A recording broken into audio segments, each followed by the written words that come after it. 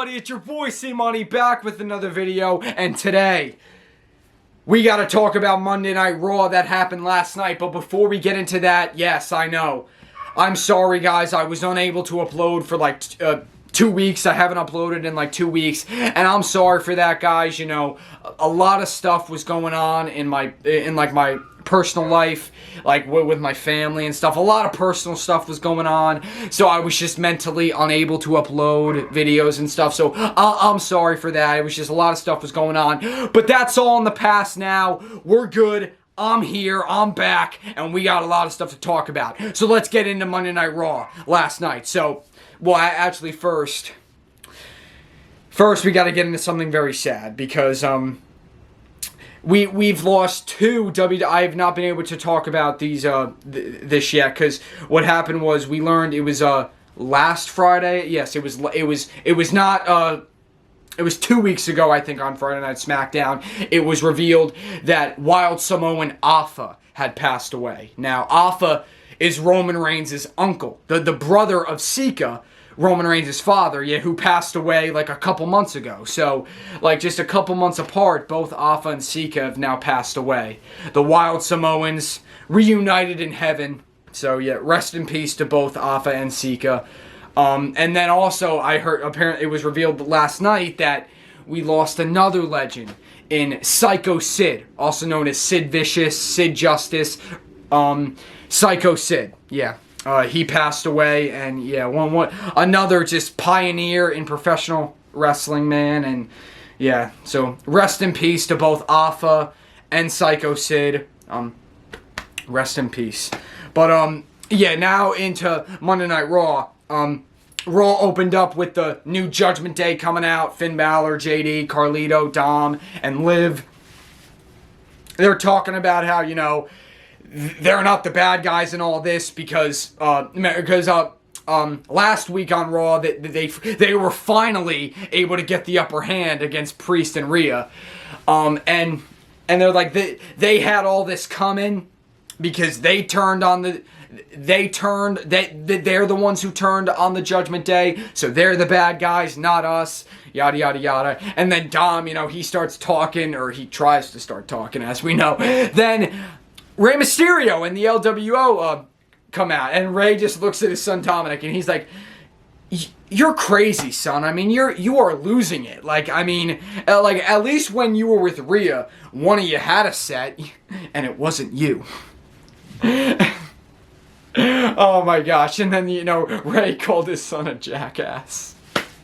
So, oh god, it was so funny. And then they all start to brawl. It leads to an 8-man tag. Judgment Day picks up the victory with Dom getting the pin over his father, with the help of Liv Morgan. So this is the second time that Liv has helped Dom beat his dad. So, yeah, great job, Dom. And then, and they try to beat them up even some more.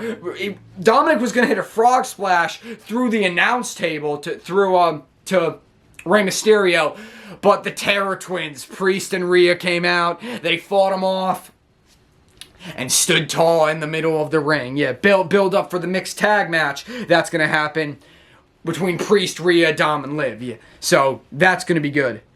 And then we had the Pure Fusion Collective. Sonya Deville, Shayna Baszler, and Zoe Stark took on Damage Control, Io Sky, and Kairi. Well, it was Shayna Baszler and Zoe Stark of Sonya Deville was on the outside versus Io Sky and Kairi Sane of Damage Control. Zelina Vega came out and attacks Sonya Deville from behind, causing a distraction, allowing Damage Control to pick up the victory. Because, like, Pure Fusion Collective took out Zelina Vega a couple weeks ago, so now she's back and she got a little payback, so that was cool.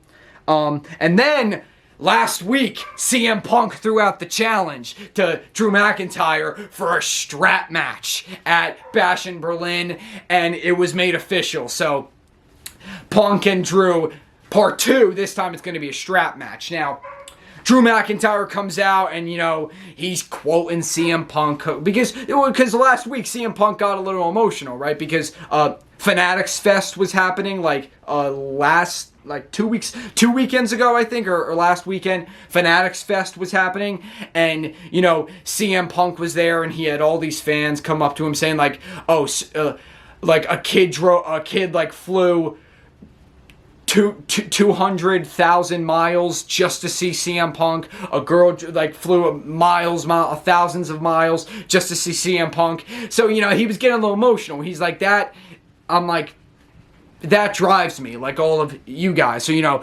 Drew's quoting everything that he said and everything. But, you know, because Drew just loves CM Punk. He loves to say his lines. Yeah. Sorry, Drew. I'm just saying. And like... and Drew says that Punk's scared of him because, you know, like all the fans are like the enablers, because like by chanting his name, you're feeding him. So then you're making him go on and making these challenges to me. But then once he actually realized what he's done, like, and he sobers up, he realizes, oh my God, Drew McIntyre's gonna kill me. Yeah, you know, Drew just talking a bunch of mumbo jumbo. CM Punk comes out. Remember, Drew McIntyre still has the bracelet with AJ and Larry's name on it. Punk comes out, starts beating. He came from behind, started beating Drew with the strap. He tried to take the bracelet off, but Drew was able to fight back. But then Punk fought back, and Drew was able to scatter away. The security came out to separate them. Punk started beating the security with the strap. Yeah, so yeah, it was very cool. CM Punk is pissed off and is ready to fight, and like, at least I think it's pretty obvious. This strap match, yes, CM Punk is going to win, because then the score is going to be 1-1. It'll lead for Bad Blood, which we're going to get like Last Man Standing, Hell in a Cell, I Quit. We're going to get a big final match between the two men at Bad Blood. But first, Punk has to even the score, and that's what he's going to do when he wins at Bash in Berlin this Saturday. Yeah.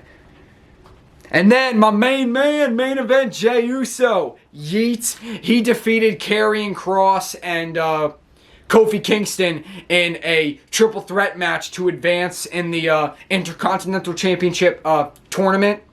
And then Pete Dunne would defeat The Miz and Xavier Woods to also advance in the tournament. And then apparently there's going to be 2 more triple threat matches next week. The winner of those are going to face, because you're going to have Jey Uso, Pete Dunne, and then the winner of those other 2 triple threat matches, they're all going to meet in a fatal 4-way, and winner will face Braun Breaker whenever, for the Intercontinental Championship. Now, Jay's kind of the favorite here, but, you know, my only issue is that, yeah, like, what are they going to do with Jey? Because, like, if they make him number one, like, I almost don't want him to win and become number one contender, only because then he's going to lose to Braun Breaker, because WWE is not taking the Intercontinental Championship off of Braun Breaker anytime soon. So, like, I want Jey to become, like, a champion and stuff, but it's not going to happen right now. So that's why I almost don't want him to become number one contender, because then I feel like he's just going to lose to Braun Breaker, and I don't want that, because he's already, so, you know, so I feel like they're still trying to figure out what to do with Jey. Like, is he ever going to, get back together with Roman, because the Bloodline, again, I haven't been able to talk about it because I've been away, but, like, Roman single-handedly destroyed the Bloodline the 1 week, then the next week, Jacob Fatu returned, and he evened up the score, and they took out Roman. And then last week, Roman wasn't there, but Solo was just saying, blah, blah, blah, we took him out, and your OTC's no more, blah, blah, blah. So, like, we're still waiting on Jimmy, still waiting on Jey, if they're ever going to get back together with Roman. We're still waiting, but oh my God, Roman's great. Roman has so much aura to him. It's just incredible. Like, oh God, he's great. And then Randy Orton came out and talked about his match with Gunther at Bash in Berlin, saying how, for the World Heavyweight Championship, saying how the world title means so much to him because that was his first, in 2004, he won his first World Heavyweight Championship. And it was the World Heavyweight Championship. And he became the youngest world champion in history. And then, a decade later, he would unify the WWE and World Heavyweight Championship, defeating John Cena to become the WWE World Heavyweight Champion. And he kind of, after that, the world title was just retired, and it just was mainly the WWE title until last year when it was reintroduced. And Randy Orton said, by that time I was at home recovering from surgery, spinal infusion surgery. I didn't even know if I could do this anymore. So it's great. Now I'm back, and I have the chance to become a 15-time world champion and to become world heavyweight champion. And he said, Gunther has his head so shoved up his own ass that he doesn't realize he's stepping in the ring with the most dangerous man in WWE. So yeah, Randy Orton, and Gunther at Bash in Berlin is going to cook. I cannot wait for that. And then we had the Battle of the Beasts, the Battle of the Behemoths. We had Bronson Reed and Braun Strowman, because I know I was able to make a Raw Reactions 2 weeks ago. I said Bronson Reed was out of control. He took out R-Truth, took out Seth Rollins. And then last week, Braun Strowman came out and confronted him when he tried to take out The Miz. Bronson Reed tried to take out The Miz. Braun Strowman came out and stopped it. And then, oh god, it ended in a no contest because, it was, because the ref, he didn't even, it was pretty much a double, a double, count out, but, the ref, he didn't even, he just stopped, counting. Because Bronson Reed got out of the ring, Strowman started to follow him, and then they went backstage and everything, and, the bell never rang, the ref never counted them out, but it was basically, it was no contest, because they just started beating each other up in the back. Braun Strowman chokeslammed him on a hood of a car, and then he trucked him, and Bronson Reed flipped over a car right on the concrete, and then Bronson Reed started beating Strowman with a pipe, and then he got up on he got up on a high platform and just did a tsunami to Braun Strowman right on top of the car. And the windows exploded. The car flattened. A spark was flying. Oh my gosh, it was crazy. And then, oh my gosh, Bronson Reed and Strowman just destroyed each other. And then Bronson Reed putting Strowman through the car. Oh my gosh.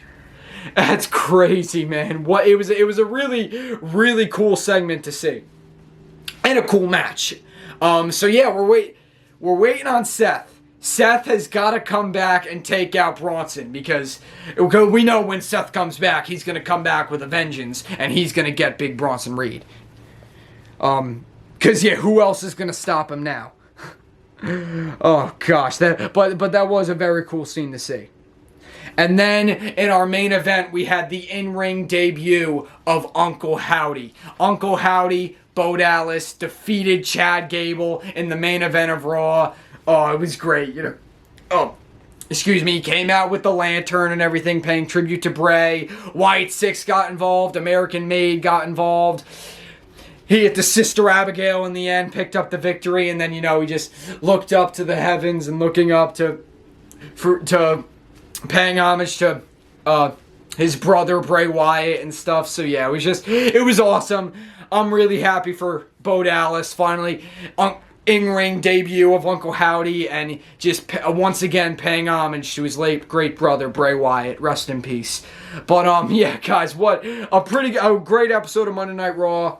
Leave a comment, leave a like, subscribe for more. Your boy C Money's back, and C Money is out.